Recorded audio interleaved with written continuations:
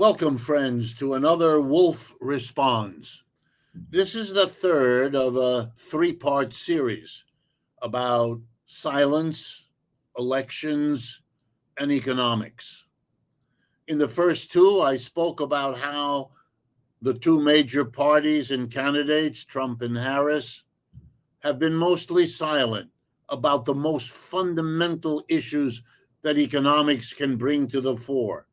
The stunning instability of capitalism as it rocks us back and forth into dangerous and damaging inflations on the one hand, recessions on the other.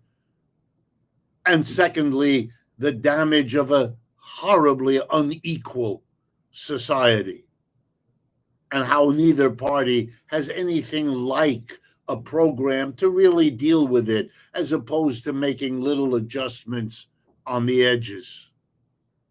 In this third of these three, I want to talk about the horrible, deafening silence of Trump and Harris on the third great problem of our economy. And this has to do with how we organize the production of goods and services, the core issue of economics. How do we go about producing the food, the clothing, the shelter, the very instruments that you're using to watch this video? We organize them in the same way, whether it's a factory, an office, a store, all of them.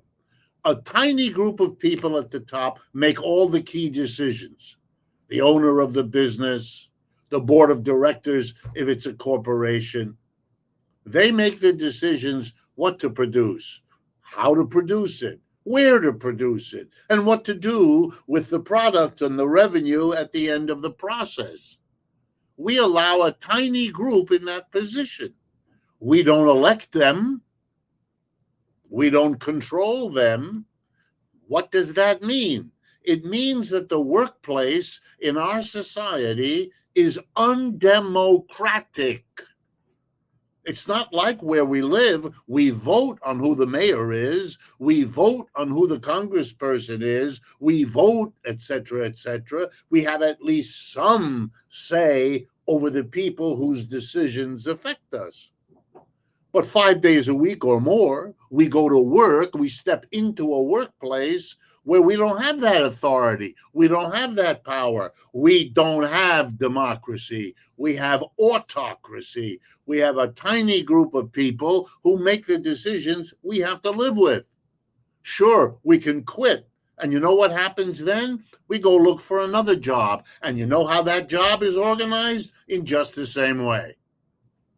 There is no escape because that's a system. It's called capitalism. Employers and employees. We give it a different name because, unlike slavery, the people at the bottom don't have the right to quit. They're slaves, masters and slaves. In feudalism, remember, lords and serfs.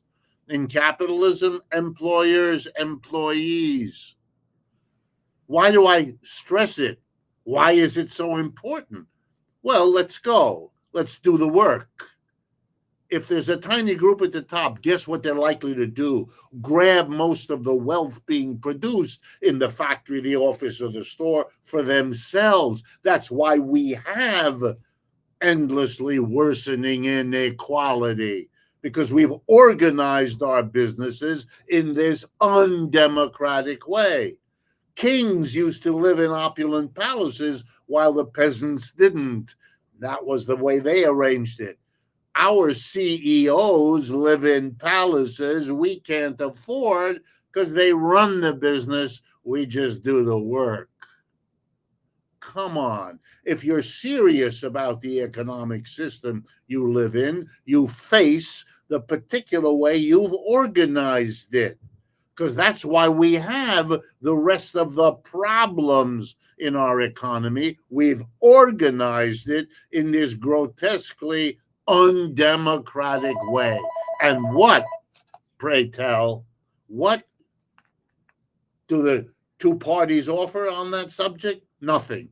What does Trump say about that? Nothing. What does Harris say about that? Nothing. You'd have to have a new and different political party to say, wait a minute, we're in favor of changing. We want to democratize the enterprise. What an idea. What an interesting thing to debate. What a wonderful thing to have the right to vote for or against if you don't like it. We don't have any of that.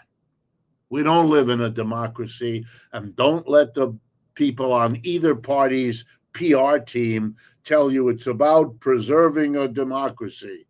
You cannot preserve what you're too afraid to institute in your society, starting in the workplace where most adults spend most of their lives.